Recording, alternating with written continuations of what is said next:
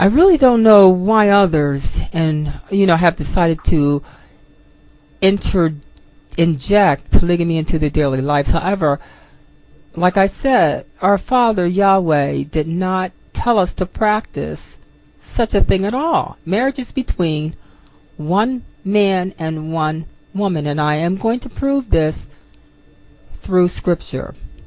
Now, there are a lot of people that say, Solomon, King David, Abraham, Moses, a lot of people that say a lot of the prophets, had more than one wife, and they did. But we're not looking at the fact that they practice polygamy.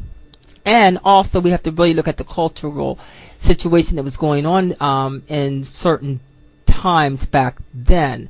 Remember, a lot of times men took women, additional wives, for different reasons. And one of the reasons that I can think of right off the top of my head is because if a woman was a widow, her husband had passed away, wasn't good for her to be alone. So a lot of times a man would marry her just to bring her into a household so that she could be sheltered by a man. And he was not having sex with her.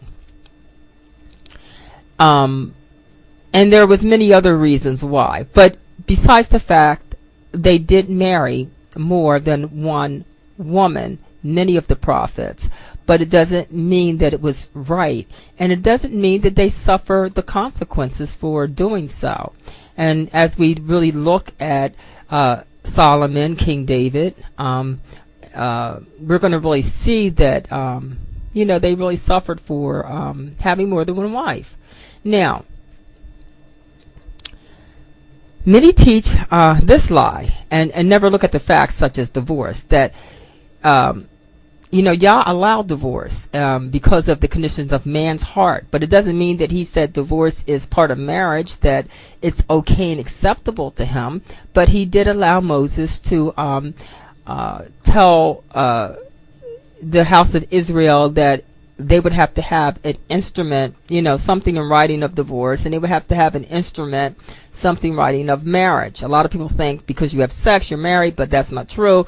You really have to have an instrument, something, written that says you're married, and you have to have something written that says you're divorced.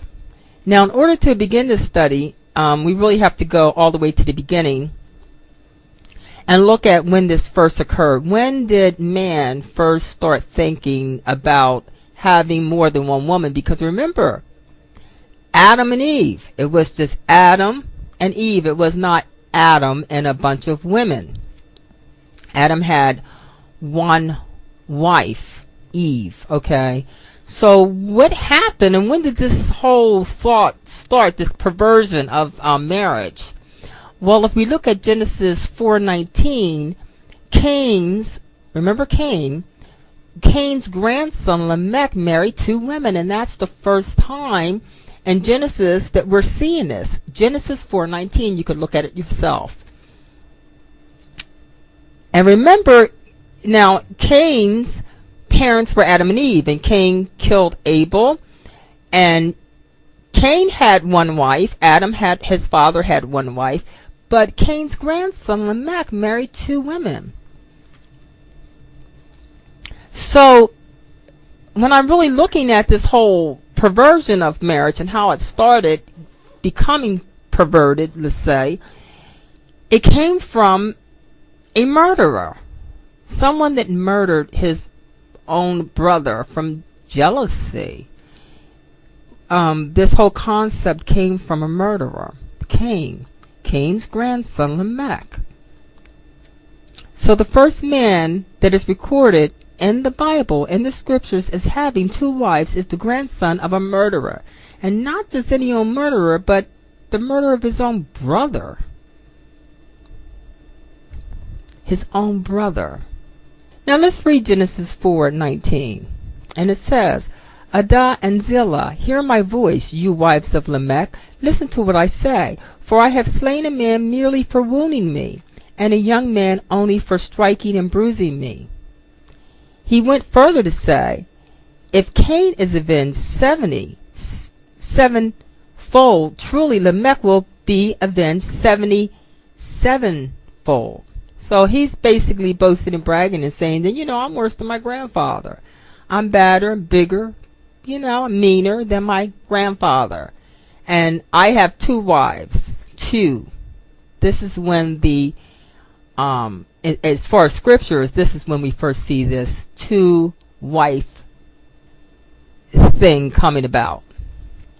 So now, let's start examining what happened to Abraham marriage. I mean, Abraham wife actually told him to have sexual relations with the bondswoman, which a lot of people say that, that bondswoman became his wife when they got married, but they didn't have an instrument of a marriage going on there. He literally, Sarah thought, I'm not going to be able to have a child, even though, Yah told them that they were going to have a baby. But she didn't believe it, so she told Abraham to go ahead and have sex with the bondswoman. Maybe we can have a family through her. Now, so Abraham went ahead and he had sex with, Hagar, and the next thing we know, it was a lot of drama up in the household. A lot of drama. Hagar, she got pregnant. And Sarah, after Hagar actually had the baby, her and Sarah did not get along anymore because Sarah thought Hagar was really trying to, like she was flaunting the fact that, yes, I have Abraham's baby and you don't. And Sarah just started getting very upset. And they were getting into really bad arguments. So, Hagar, just got so upset. She got up and she left with the baby. And if you read the story, you'll find out that, she actually went back to the house for a time. But, eventually, when her child got a certain age, Yah still, ordered her basically to leave, through Abraham. Abraham really didn't want her to leave, but Sarah wanted her to leave, and Yah said, "Listen to your wife." So they ended up leaving the house, and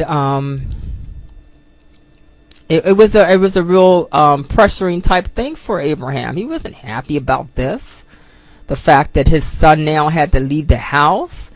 Even though he had a son with his wife Sarah, the one the woman that he loved, the woman that he was married to, but he still loved Ishmael, and he didn't want to really see Ishmael go. His heart was, really in a desperate mode at that point. He was feeling very sad about the fact that, Ishmael had to leave the house. But, Yah told him, he had to listen to his wife, and because the promise, he said, I will make